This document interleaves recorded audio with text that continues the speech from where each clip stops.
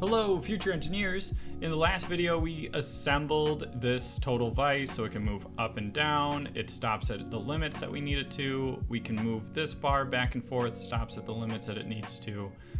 Now we are going to take it and we are going to be able to do a movement of it. So you can see right here that I can drive one of these constraints and I can have it move up or down the entire shape.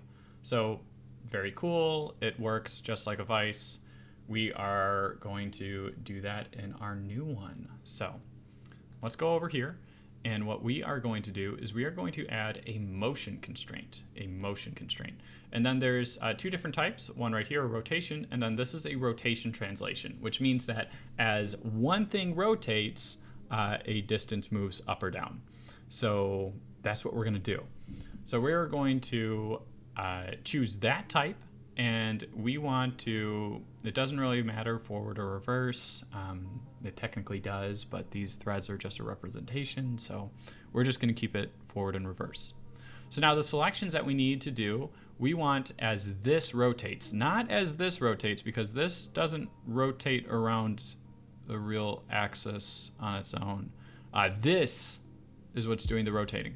So we're going to say as this rotates, this surface is going to change. The distance that we want it to move, these are going to be the steps, essentially, how quickly it moves.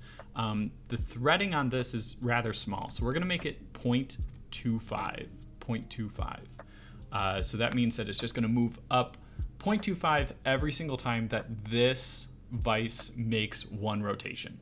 So nice and easy. Now when I hit apply over here, it's now pretty much in place that now as I move this up or down, you can see that this arm rotates. Same is true if I rotate it, but it's also really, really hard to do that. So this will allow that to move up and down. Now it's real choppy. So what I can do is I can go over to the distance between these two, because that's really what is changing as this rotates. This moves back and forth. So I go to that constraint, which for me is this mate 4 constraint, and I drive that constraint. Now I can drive it forward, I can drive it down, and it moves very, very quickly. So what we're actually going to do is we're going to open up the menu over here, and I'm going to change the amount of steps. I want to drop this down to 0.01.